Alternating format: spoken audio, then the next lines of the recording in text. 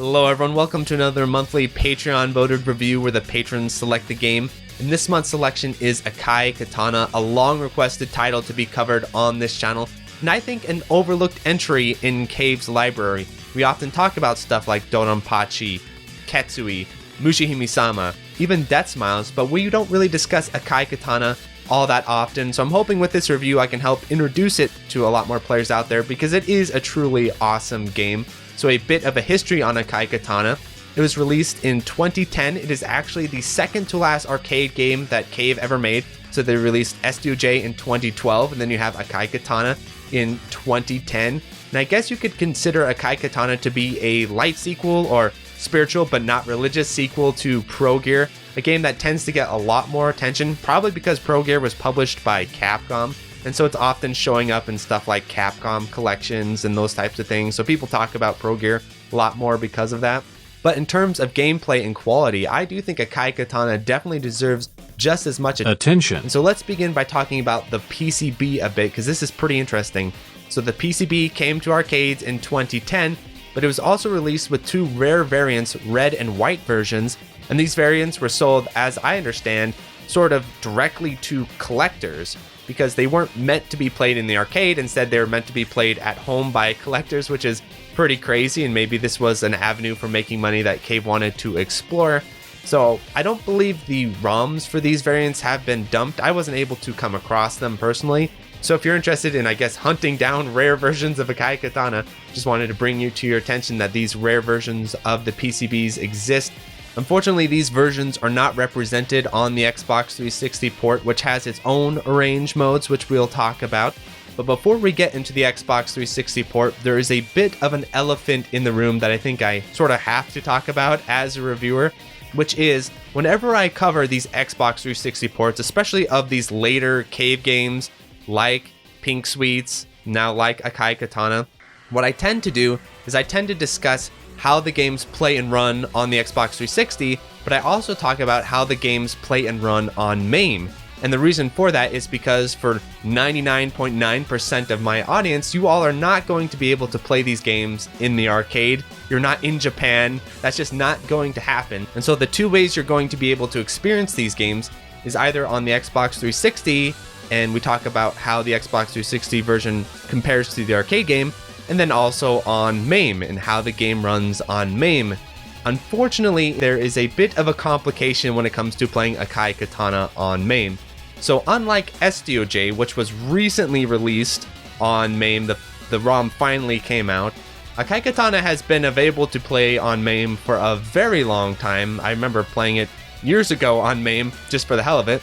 But as of late, there has been a bit of an interesting legal development when it comes to playing the game on MAME, where Exa Arcadia released a cease and desist letter towards MAME to say, hey, don't support the game or whatever that is. Because I believe there is a new version of Exa Arcadia with Akai Katana coming out. And the reason why I don't think this is a great move on Exa Arcadia's part, outside of all the legal stuff and we own the license now, let's cease and desist stuff, or all that sort of thing, is I think as a Western shmup player, it kind of puts the Exa version in a weird sort of light, where it comes down to a choice where you either have to buy the Exa version, which is very expensive, and I personally can't afford to buy the Exa version of the game, and I think most other players out there aren't able to do that, or no longer be able to play it on MAME. It kind of makes you less inclined to hope that Exa release games in the future, right? Because what if they do a Exa version of Donanpachi? Is they're going to cease and desist Donanpachi? So I don't want to get too much into the drama of all this sort of stuff. I've had enough of that for a lifetime, but I will say that I'm not a huge fan of this. And for the purposes of this review, you basically need to download an older version of MAME to be able to play Akai Katana on there. But we'll get more into the MAME side of things here later in the review. Now let's discuss the Xbox 360 port, because I think this is how a lot of people are going to initially experience the game. And what's really cool about the Xbox 360 version as compared to a lot of Cave Xbox 360 releases is that when it comes to availability and price, even today, it is much more accessible and much more affordable. I just checked eBay and I was still finding listings for the game for around $20 to $30. That's pretty massive improvement over what you see with a lot of Xbox 360 cave releases, especially right now where they are so damn expensive. So for that alone, I definitely think if you haven't checked out Akai Katana before and you have a 360, I mean, it's right there and it's really not going to be all that much. So on the particulars of the Xbox 360 version, you don't get those rare red and white versions of the arcade game. Instead, you get arranged versions of Akai Katana. They're actually pretty interesting and pretty cool. So the first one, and actually the default version of the game when you boot it up, is the slash mode of Akai Katana. And the slash arrange does a number of things we'll talk about when it comes to the gameplay and the scoring. But one thing that immediately stands out to you, even before you get into the nitty-gritty of the scoring and mechanics, is that it is in 16:9. So the original arcade version is of course in 4:3, but the arranged version is in 16:9. This has become a bit of a theme on my reviews lately, where I discuss how shmups are able to adapt into the 16:9 space. Does it work? Does it not work? And I'm happy to say that I do think Akai Katana does do a pretty solid job of adapting its gameplay to fit into the 16:9 resolution. The graphics are also updated and they look fantastic. My one complaint though on the slash mode is I do wish they had a 4:3 mode of it, where you could go in and play it in either 16:9 or 4:3, because I still prefer to play in 4:3. But it is cool that they did a pretty solid job of bringing it into 16:9. So there's the slash mode, and then you have the original arcade mode, and we'll talk about that and what kind of a mess it is. And then you have climax mode, which is basically a souped up version of the arcade mode, and it is also in 16:9. So with that out of the way, let's talk about the particulars of Akai Katana's gameplay mode by mode, beginning with the original arcade game. So this game has 4 buttons. It has your concentrated shot, your rapid shot, your bomb, and then your special phantom or ninja mode. I like to call it ninja mode because it sounds cooler. And that's sort of the special sauce to how the game works. So the way it works is that you're normally playing like a regular bullet hell, like Pro Gear, where you're flying around, you're using your concentrated shot, you're using a rapid shot, you're clearing the screen, you're controlling the screen. But then you collect energy chips, kind of like in Espgaluda. And once you gather up these energy chips and your energy bar starts to grow, you're able to press your ninja button, your phantom button, to go into ninja mode, which transforms your flying ship into like a flying humanoid. And so in the original arcade game, in ninja mode, when you are flying around and using rapid shot or not shooting at all, you're actually fully invulnerable. What will happen is that bullets will hit you and they'll bounce off you and kind of spin around you.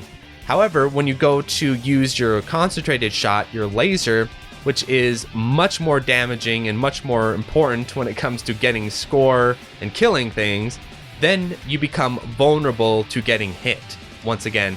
But when bullets come at you, there's actually a bit of a slowdown effect when you're in laser mode. So you still get a little bit of extra wiggle room because the bullets will slow down as they approach you, which in most cases is helpful, but in some cases, if you have really dense bullet patterns, sometimes that can actually make it a bit harder to dodge because they're just right there and they're not moving. But anyway, that is a property of being in ninja mode and using your laser. And the basic idea of the game, scoring-wise, is that you fly around as a ship, you get your energy chips, then you flip into ninja mode, you try to kill things with rapid shot in ninja mode, and then you try to kill things with laser shot in ninja mode, and you'll see these gold pieces that will grow and fly around you. And the way it works is that you want them to grow and fly around you for as long as you can get them to do that, and have them run into bullets that'll make them fatter. And then right before they disappear, you want to switch back into regular plane mode, and that will cause them to be collected, and that's how you score. And so that's the scoring loop of the game. Get energy, become a ninja, get gold, delay the gold grab, and then transform back to ship, grab the gold, get energy, repeat the loop. So that's the way the game works scoring wise. Of course, there's lots of other little tricks and strategies and things like that, but that's the basic idea of the original arcade mode of the game. And so now let's discuss how this mode actually plays on the Xbox 360, and I'm afraid to say not great. So the Xbox 360 version is horribly inaccurate when it comes to playing the original arcade mode of the game. Don't do it.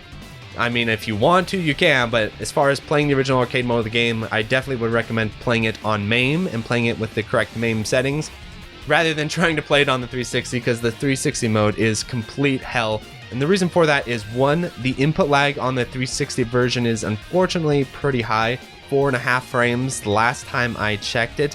One note though is that even though it is about as laggy as SDOJ on paper, SDOJ has all these sort of weird slowdown, funky input lag issues that Akai Katana doesn't have. So it is laggy, but it doesn't feel as funky as SDOJ, but still 4.5 frames, that's pretty laggy for an Xbox 360 port. So for that reason, I'm not a huge fan of playing it on the Xbox 360 in the original arcade mode. Another reason for it though, outside of just the added input lag, is that the original arcade mode on the 360 has horrific slowdown accuracy. It is not remotely accurate at all. It runs way too fast, kind of like Pink Sweets. And so for these reasons, I guess it's like a secret hard mode of the original version of the game. But with that in mind, if you still want to play the original arcade mode, outside of that, it's pretty cool in that it is 4x3 and it does have the redrawn graphics that look great. But I personally don't like to play the arcade mode on the Xbox 360. Instead, I like to play the other arranged modes of the 360, and I think they're much more of a selling point of the port. And I think that's why Slash mode is actually like the default option when you start up the game, because even Cave recognized, you know, Slash is cooler than the original arcade mode, at least on this port. So why don't you play Slash mode? So Slash range, I'll try to describe it succinctly. So the way this works is that it's very similar in that you fly around, you kill things, you get energy, but you also get steal items. And then when you go into ninja mode, the properties are different. So rather than going into ninja mode and getting that thing where you're fully invulnerable and the bullets fly around you and everything, that doesn't work anymore. Instead, when you're in ninja mode, when you're rapid shotting and shooting things up close and personal, you create these really slow moving suicide bullets, and that becomes important for scoring, so keep that in mind. But with Slash mode, what you're keeping an eye out on are these katanas that you spawn, these sort of ghost katanas that you spawn above and below you. And if you don't know how the game and mode works, you probably wonder what's the point of these things. Well, the way it works is you want to build them up, and then before your meter runs out, you want to manually return back to ship mode by pressing your phantom button. And when you do that, you release the katanas and you shoot them in front of you, and the katanas will actually cancel bullets and do a shitload of damage to enemies. And when they hit stuff, they release massive gold pieces. So the way Slash mode works, and I think it's actually a lot of fun, is that you want to fly around in your phantom mode, do damage, collect your steel, and then you want to line it up and then release back into ship mode and then follow along behind the katanas as they just lay waste to the screen. So that's the way Slash mode works, and that's why it's called Slash mode. It's actually a lot of fun, and my preferred way to play the game, actually. I kind of like it more than the original arcade mode. Briefly touch on Climax mode. I don't want to go over the details of this, so I'll just tell you it's basically like a souped up version of the original arcade mode. It works very similarly, but you know, a lot of the properties are changed and stuff. But the basic idea is basically like playing the original arcade mode. So outside of just the arranges, let's talk about what also the 360 port has to offer, which Cave did a pretty good job with here. Of course, they have the online leaderboards, which is fantastic, and they have the training mode. But like many other Cave ports of this era, like Death Smiles, the training mode, even though it is solid, still lacks a boss select. I don't know why they keep doing this on these 360 ports, but it is what it is. You can't boss select, so you have to play through the entire stage. But what is cool when it comes to practicing the game, and I really appreciated this when I was practicing, is that the training mode will actually kind of just keep going into a run. So let's say you start in stage 2, it will actually just continue into stage 3 and 4 and 5. So that's really cool. So you can do like these sort of pseudo runs with the training mode, whereas a lot of other Cave training modes, when you beat the stage, it just kicks you back to the menu. Then you have to go back and sort of try and remember all your settings, try to remember, oh, what was my meter here, what was my meter there, what was my score. So that is really cool, and I think more training modes should do this, honestly, where instead of just ending at the stage, they should just continue the run. And so one last note on the game scoring system is that it does have rank, but the rank is sort of funny the way it works. So basically rank doesn't affect you unless you no miss up until stage 5, and then rank kicks on. So basically if you want to have a really high scoring run, you need to no miss up until stage 5 for the rank to kick on. Otherwise, stage 5 and the later stages aren't just going to have enough crap on there to score if you want a really competitive score. So that's interesting in the way the game works. But other than that, I don't think rank plays a huge factor in the scoring system. So with all the scoring stuff out of the way, now let's talk about the basic survival game design, which I think is pretty interesting. So you have 3 different ships to choose from. They all have different properties. The first ship is basically like the default cave horizontal ship. I actually like it quite a bit. It reminds me, I think, of Windia from Death Smiles, and the way it works is that you're flying around, you're using a rapid shot, and then when you go into concentrated shot, your option locks into place, like in Death Smiles, and you fly around and it sort of holds that position until you unlock it. Unlike Death Smiles though, the range of your option is huge. I mean, you can get way up above your main ship, and so that's both good and bad depending on how you feel about it. The positive of this is that even with a narrow shot ship like the main ship, you can still get a crap load of screen coverage because you can just move that option so far away from your main ship.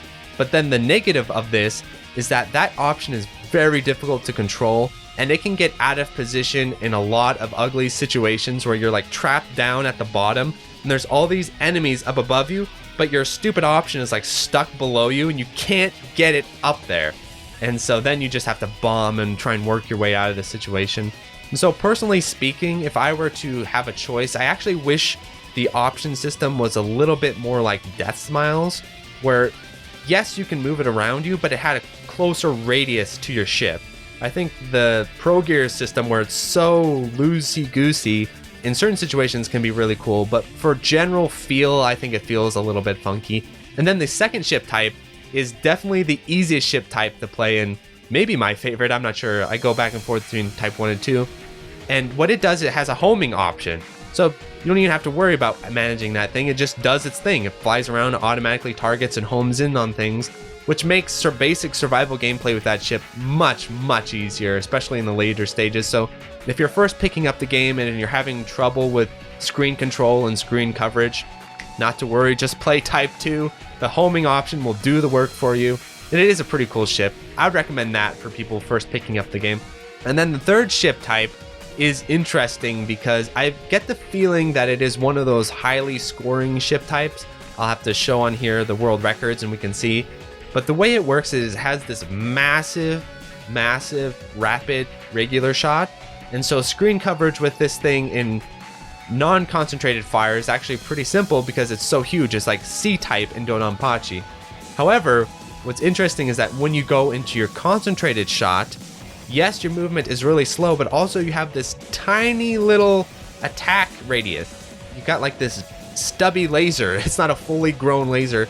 So I think it does a lot of damage, but managing that thing in a lot of situations is very difficult. So I would say it's actually probably the hardest ship type to play, at least it was for me.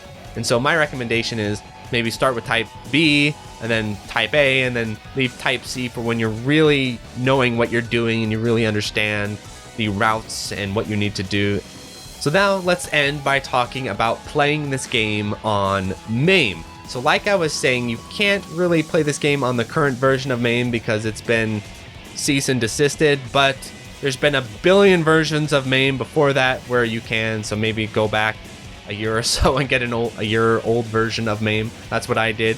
And make sure to turn on low latency mode in MAME. I like to play it in Groovy MAME actually, so you'll see the footage here is in Groovy MAME. And the reason for that is because Groovy MAME scales the resolution better. Like if you play MAME, regular default MAME, especially the older versions, it's like low resolution, but if you play them on Groovy MAME, it like scales up the sprites and they look sharper and crisper and cleaner, and there's no input lag penalty or anything. So I always tend to play on Groovy MAME. Just make sure when you go into the INI file of Groovy MAME to select your screen resolution. Otherwise, it's going to get confused and go crazy. So you have to go in that INI file and put in your screen resolution. But if you do that, it works fantastically. MAME does not actually know how to run the game properly when it comes to slowdown accuracy. It has no idea. So what you can do is try and sort of approximate the arcade slowdown using the CPU setting and using the blitter setting. And so in order for this to happen, what you need to do is you need to go in and make sure you activate cheats, because CPU setting is cheating apparently. So activate cheats, and then you need to go into the game, launch the game, and activate blitter, and then you have to reset the game. And then once you have the game set up with cheats and blitter enabled, then you need to change the blitter and CPU settings. And I can't quite remember what they are on the top of my head, but I will show them on screen here so you can just copy these settings. And I got these settings from a post on the Shmup System 11 forum, so I'm not even entirely sure how accurate these are. So if you have a more accurate settings, go ahead and leave that in the comments, and I'll put that in like a pinned comment or in the description, because at this point it's just kind of taking a guess depending on what people wrote on the forum, and I think there are probably more accurate settings out there somewhere. But what's great about playing it on Groovy MAME as compared to playing it on the Xbox 360 is that the input lag is much lower. So on the 360, again, you're getting about 4.5 frames and inaccurate slowdown when you're playing the original arcade mode. But on Groovy MAME, you can get much closer, it feels, to the correct arcade slowdown, and then you actually just have 3 frames of input lag, which I think should have been what the Xbox 360 had, because really solid ports on the 360 have 3 frames of input lag, like Mushihime-sama, for example. Futari actually has 2 frames of input lag, which is crazy, but 3 frames, that feels nice, and it feels noticeably crisper and fresher. And so most of the footage you see is actually me playing in Groovy MAME, not playing on the Xbox 360 port, because it just felt a lot better. But the Xbox 360 port I do recommend, because it has Slash mode and Climax mode, and especially Slash mode. I really liked Slash mode a lot, and the redrawn graphics do look fantastic, and I think Slash mode is more built with the Xbox 360's limitations in mind when it comes to input lag. It feels like the slowdown is a little bit more what the game wants it to feel. So overall, I would like to say that this game is absolutely fantastic. I would love to see a refreshed version of this port, maybe by the guys at Livewire, you know, and they cut down that input lag, bring it to the Nintendo Switch, bring it to Steam, bring it to PS4, whatever you need to do. Then I would also love to see one day a port that included those red and white versions and just an overall full package, because I think Akai Katana is a fantastic shmup with amazing visuals. I love the visual style of it, and the soundtrack. I don't want to forget to mention the soundtrack. This is one of my favorite Cave soundtracks because it's got this rockin' feel to it, and I really like it a lot. And I think it's a different composer than a lot of the other Cave games, which is pretty cool. So overall, Akai Katana cannot recommend it enough, especially at the price point. I think it is a must pick up, and hopefully maybe one day cease and desists will be disarmed, and we all can play the game in a better version on MAME where they improve the accuracy and everything like that. But anyway, thanks so much. Please like, subscribe, and in 6 days or 5 days, depending on when you're watching this, is Shmup Slam, March 12th, March 13th, streamed right here on this channel. Don't miss it, and it's going to be live in person for a lot of the runs, not all of them, but a lot of them, and so that'll be really cool to tune into. Thanks so much. Adios, everyone.